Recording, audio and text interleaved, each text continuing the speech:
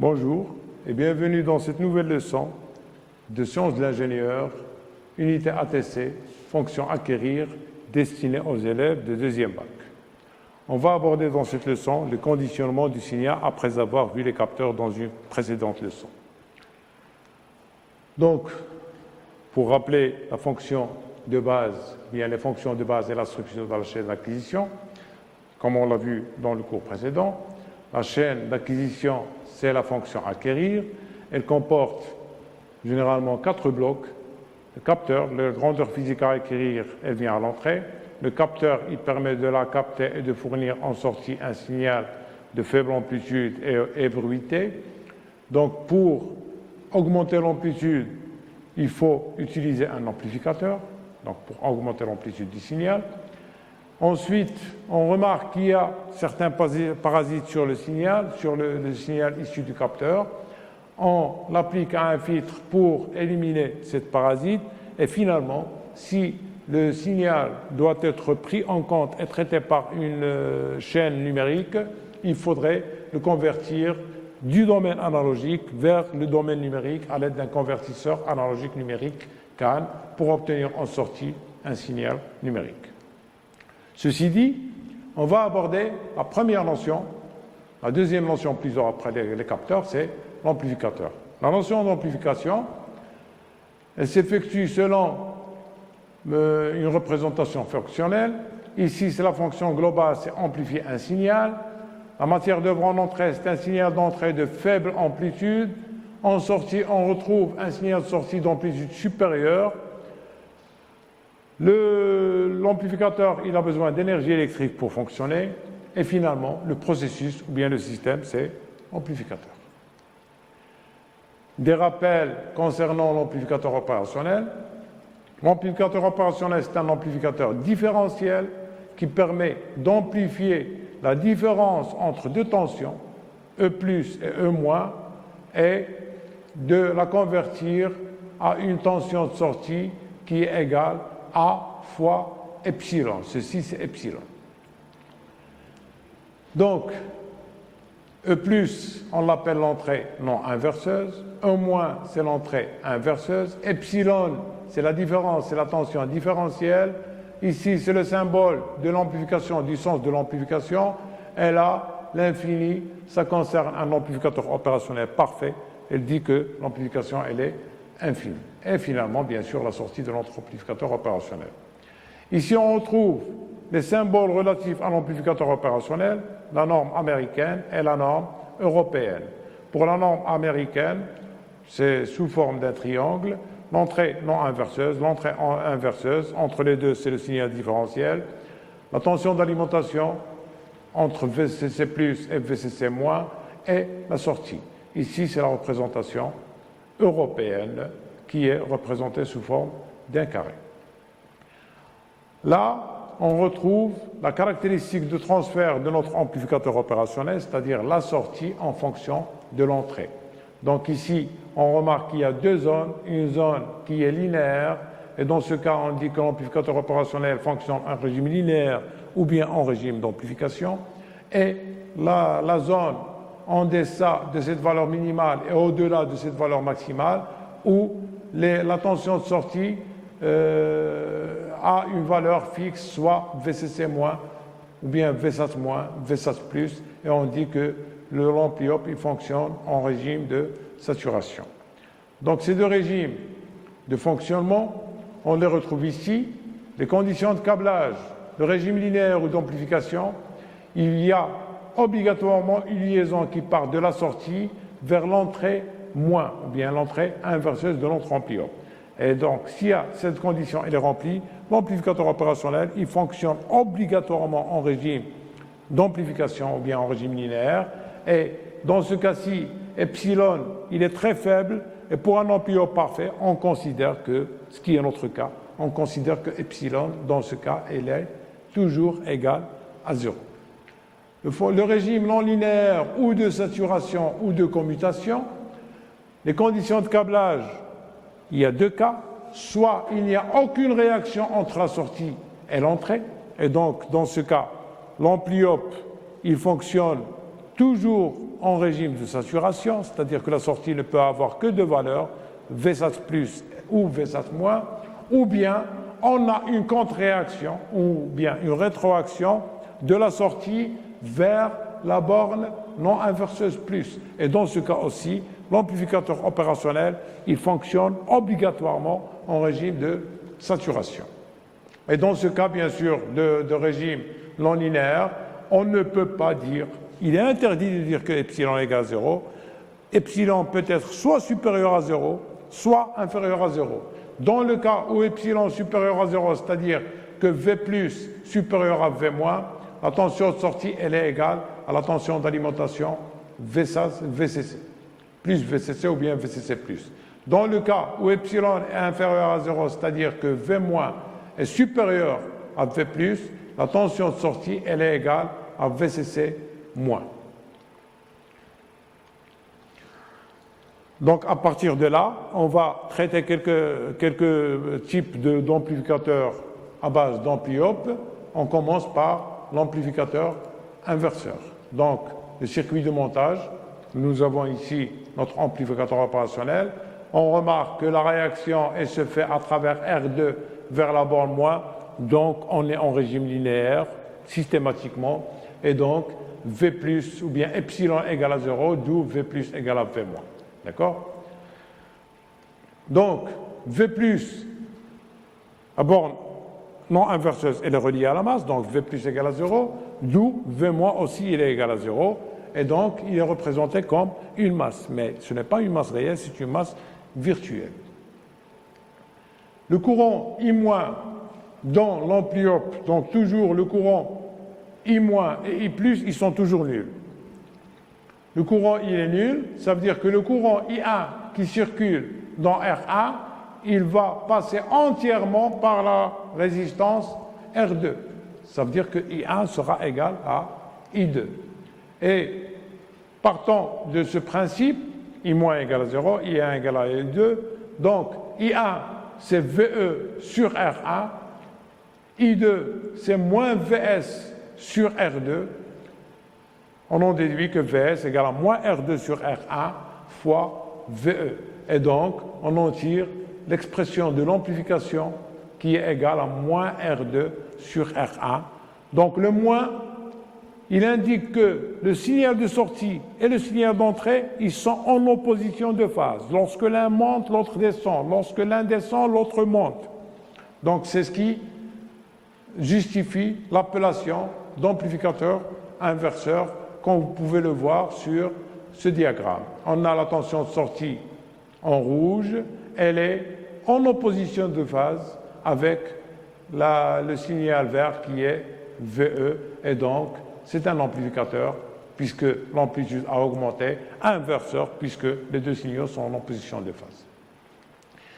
On passe ensuite à l'amplificateur non inverseur, le deuxième type le plus commun. Le schéma, il est comme suit.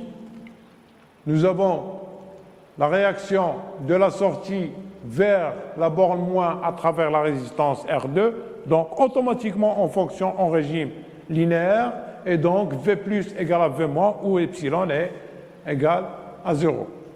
Donc V plus c'est VE, V moins c'est entre ce point et la masse. Donc, en appliquant le diviseur de tension, puisque le courant I- il est nul, donc le courant ici dans R2, c'est le même que le courant dans R1.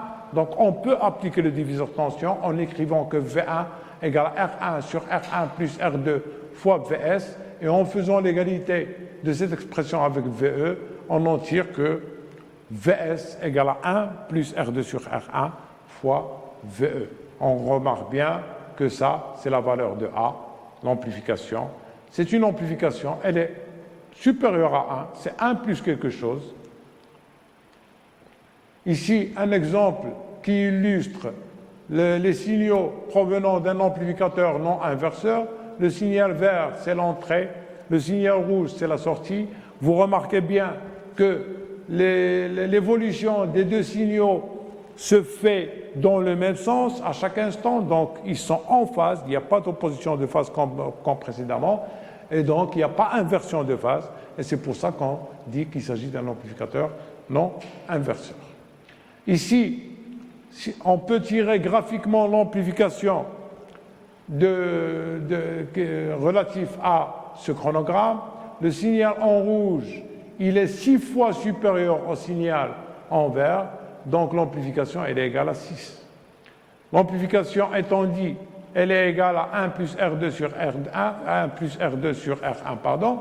Donc 1 plus R2 sur R1 égale à 6, d'où R2 égale à sur R1 égale à 5.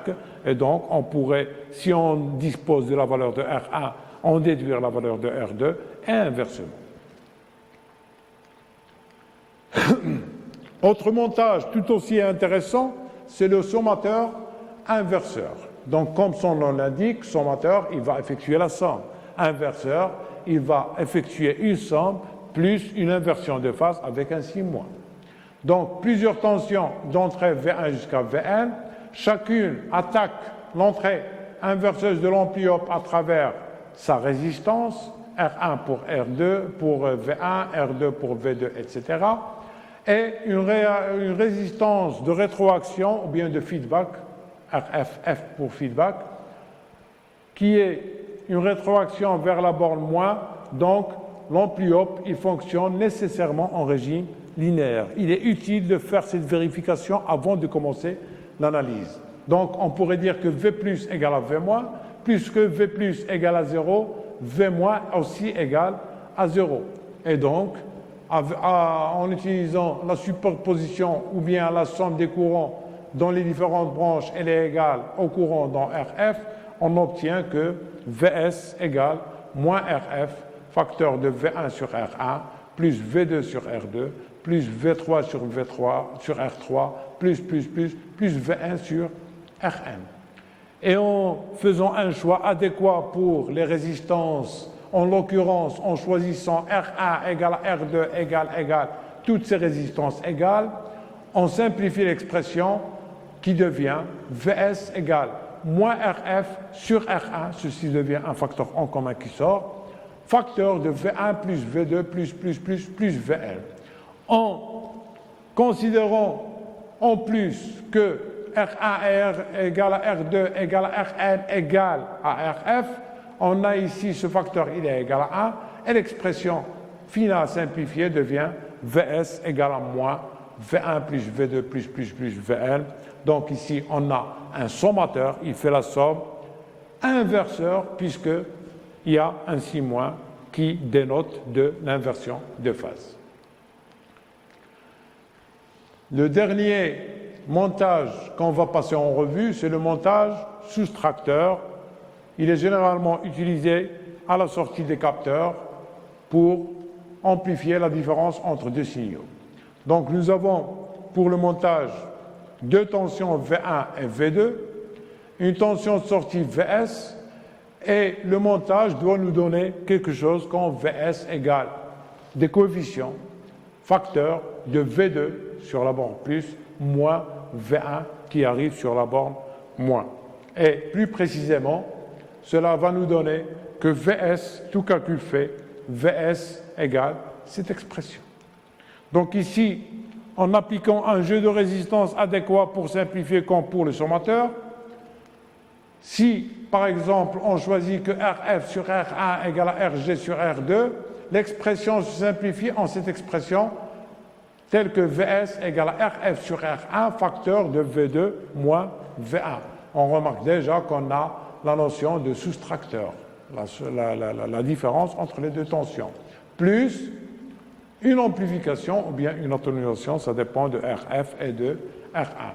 Si, en plus de ça, on choisit R1 égale à Rf et R2 égale à Rg, ce facteur devient égal à 1 et on obtient une fonction soustracteur pure et dure telle que Vs égale V2 moins V1. Le deuxième bloc de la chaîne d'acquisition, ou bien le troisième après le capteur et l'amplificateur, c'est le filtre, c'est l'opération, c'est la fonction de filtrage. L'aspect fonctionnel, un filtre, sa fonction, c'est filtrer un signal. En entrée, il reçoit un signal d'entrée bruité. En sortie, il fournit un signal de sortie filtré, comme c'est illustré par ces deux diagrammes. Il a besoin de l'énergie électrique pour fonctionner. Et le processus ou le système qui permet de réaliser cette fonction, c'est le filtre. On passe à la représentation spectrale d'un signal. Un signal, il peut être représenté soit par sa représentation temporelle, son évolution en fonction du temps, soit par sa représentation spectrale, c'est-à-dire les fréquences sinusoïdales qui le composent. À cet effet, si on prend cet exemple, là, c'est une représentation temporelle d'un signal sinusoïdal, simple, pur. Donc ici, si on passe à la représentation spectrale, on a la puissance spectrale en fonction de la fréquence, on trouve qu'il comporte une seule fréquence. Un deuxième exemple, un signal sinusoïdal pur toujours, mais de fréquence double du précédent. Il a une représentation spectrale qui fait apparaître une fréquence F2, puisque c'est un signal sinusoïdal pur. Si on fait la somme de ces deux signaux, ça va nous donner un signal de cette forme qui n'est plus sinusoïdal, et donc sa décomposition spectrale fait apparaître deux fréquences F1 et F2. D'une manière générale, tout signal, on va parler de signaux périodiques, il peut être décomposé en une succession de signaux sinusoïdaux. Dans le premier terme, il a la même fréquence que le signal qu'on est en train de décomposer. On l'appelle le terme fondamental. Et les autres signaux sinusoïdaux, ils ont des amplitudes plus faibles et des fréquences plus grandes. Donc, plus la fréquence augmente, plus l'amplitude diminue. Donc ici, pour cet exemple, le signal en noir qui est presque carré, il est la somme des signaux en rouge. Donc le rouge, il a la même fréquence que le signal noir, c'est le terme fondamental. Le noir clair, le vert, le bleu, le violet, la fréquence, elle augmente, l'amplitude, elle diminue. Donc si on fait la somme de tous ces signaux, ils vont nous donner le signal en noir. C'est le théorème ou bien c'est le principe de Fourier. Le gabarit des filtres, c'est-à-dire ça va identifier, à partir de ces gabarits, on va identifier le type de filtre. Les 4 types de filtres qui existent, il y a des filtres qui laissent passer le gain, il est important pour les faibles fréquences et il est nul pour les hautes fréquences. Donc les basses fréquences passent, les hautes fréquences, elles sont coupées, elles sont empêchées. Donc c'est un filtre passe-bas. Inversement, lorsque le filtre il laisse passer les hautes fréquences et bloque les basses fréquences, c'est un filtre passe-haut. Lorsque le filtre il bloque des fréquences en deçà ou bien en dessous d'un certain seuil ou bien d'une certaine fréquence de coupure FC1 et il bloque également les fréquences au-delà d'une fréquence de coupure FC2 et il laisse passer ce qu'il y a entre les deux, les fréquences entre les deux. Il laisse passer une bande, c'est un filtre passe-bande. Et finalement, il existe un 4e type de filtre qui laisse passer les basses fréquences en dessous d'une certaine fréquence de coupure FC1, les hautes fréquences au-delà d'une fréquence de coupure FC2 et qui bloque ce qu'il y a entre les deux, c'est-à-dire qui rejette ce qu'il y a entre les deux, on l'appelle un filtre réjecteur de bande ou bien un filtre coupe-bande. Comme exemple, on va voir comment transformer un signal carré en un signal sinusoïdal par filtrage. Donc, pour reprendre les dires de M. Fourier, un signal quelconque, périodique, donc dans ce cas carré, il est décomposable en une somme de plusieurs sinusoïdaux dont le premier terme, il a la même fréquence que le signal carré. Les termes suivants, ils ont des fréquences supérieures et des amplitudes de plus en plus faibles. Donc, si on applique ce signal à l'entrée d'un filtre passe-bas, donc on va pouvoir recueillir le signal sinusoïdal qui correspond au terme fondamental et rejeter ou bien couper les signaux supérieurs. Et donc, ce signal, après ça sera la matière d'œuvre à l'entrée de notre filtre. Et à la sortie de notre filtre, on aura un signal 6-8. La mise en forme à base d'amplificateur opérationnel. Donc, la mise en forme, c'est transformer un signal quelconque en un signal qui ne comporte que des niveaux logiques 0 ou 1. À cet effet, on l'appelle un comparateur. On va commencer par les comparateurs à un seul seuil. Donc, le comparateur à un seul seuil, c'est toujours un ampli-op sans réaction. Donc, la réaction, il n'y a pas de réaction. Vous remarquez ici qu'il n'y a pas de réaction de la sortie vers l'entrée. Et le principe de base, c'est qu'on établit toujours à quoi est égal à V+, à quoi est égal à V-, et on compare. V+ supérieur à V-, la sortie, elle est positive. V+ inférieur à V- ou bien epsilon inférieur à 0, la sortie, elle est égale à l'immutation négative VCC-. Le changement d'état de Vs est appelé basculement.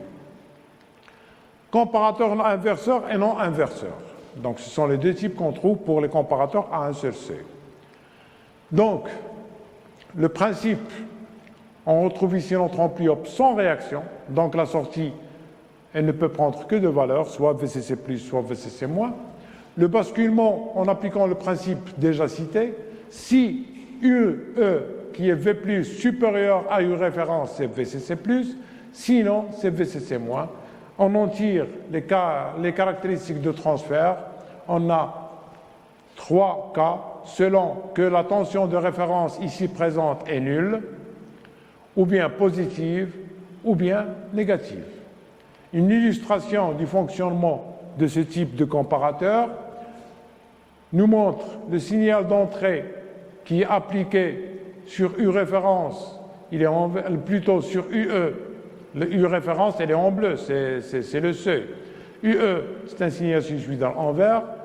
Lorsque UE supérieur à V référence, c'est VCC+, donc d'ici à là, on remarque que le vert, il est supérieur au bleu, donc c'est VCC+, et d'ici à là, on remarque que le signal vert, il est inférieur au signal bleu, donc c'est VCC-, et ainsi de suite. L'autre type, tout aussi intéressant, c'est le comparateur inverseur. Et là, vous devinez qu'il y aura une inversion entre la sortie et l'entrée, avec mise en forme, bien sûr. Et donc, pour appliquer toujours le même principe de fonctionnement, un principe standard, lorsque V+, qui est une référence, est supérieur à V-, c'est VCC. On est dans ce cas de figure. V+, supérieur V+, qui est une référence supérieure à UE. On est dans ce cas de figure, donc c'est VCC+. L'autre cas, V+, inférieur à V-, donc on est dans l'autre cas de figure, et donc on a la tension de sortie, elle est égale à VCC-. Les caractéristiques de transfert, dans ce cas de comparateur inverseur, on a soit, lorsque U référence est nulle, on est aligné sur l'axe des ordonnées, une référence positive, elle est décalée, c'est ça la valeur de référence, une référence négative, et on voit que lorsque la tension d'entrée est faible, la sortie est grande, lorsque la tension d'entrée est grande, la sortie est faible, donc c'est ce qui explique l'inversion et l'appellation de comparateur inverseur. Et bien sûr, comme on l'a fait pour le comparateur non inverseur, on a ici UE en vert, le seuil en bleu et le signal de sortie en rouge. Et on remarque qu'il y a entre l'entrée et la sortie une inversion. Entrée grande, sortie faible, entrée faible, sortie grande. Donc il y a bien une inversion de phase. On applique tout ça au système de manutention magnétique. Donc ici, on va s'intéresser surtout à ce capteur P1 et ce capteur P2 qui sont à l'origine des capteurs à ultrasons. Donc le capteur à ultrasons, en fait, c'est un capteur analogique. Il permet de fournir une tension qui est proportionnelle à la distance qui le sépare de l'objet à détecter. Nous, ce signal analogique, on va le transformer à l'aide du conditionnement, à l'aide de deux comparateurs en un signal tout ou rien. Donc, ici, c'est l'étendue de mesure de notre capteur, la sensibilité 11,753, l'ensemble capteur plus conditionneur, il transforme le capteur de sa sortie analogique à sa sortie logique, que donc constitue le détecteur de présence du type tout ou rien. Donc le circuit de conditionnement, il est là. Le signal qui sort du capteur à ultrasons, il attaque un filtre, c'est un filtre passe-bas, et ensuite il attaque deux comparateurs, l'un inverseur et l'autre un non-inverseur. Et finalement, on trouve un étage d'adaptation qui permet d'adapter les signaux compatiblement avec les signaux en entrée de l'automate programmable industriel. Donc l'étude du filtre, donc d'après le gabarit ou bien le diagramme de gain de notre filtre, de Bode de notre filtre, on trouve que les fréquences inférieures à cette valeur passent et les fréquences supérieures à cette valeur sont coupées. Et cette valeur, c'est la fréquence de coupure. Donc ici, d'après le gabarit, il s'agit d'un filtre passe-bas puisqu'il laisse passer les basses fréquences. La fréquence coupure, c'est celle-là, c'est 5, 10 puissance moins 1, donc c'est 0,5 Hz. Elle s'apparente à la bande passante, puisque la bande passante commence à partir de 0. Donc la bande passante à moins 3 dB, c'est 0,5 Hz. Et à partir de la fréquence coupure, on a une atténuation qui est entre ce point et ce point de moins 20 dB par décade. Les comparateurs, donc toujours dans notre système de conditionnement, les Ampliop 1, c'est un comparateur non inverseur. Sa caractéristique de transfert, c'est celle-là, donc il est non inverseur. L'Ampliop 2, c'est un comparateur inverseur, et sa caractéristique de transfert, elle s'affiche au tableau. Je vous remercie pour votre attention et à une prochaine leçon, Inch'Allah.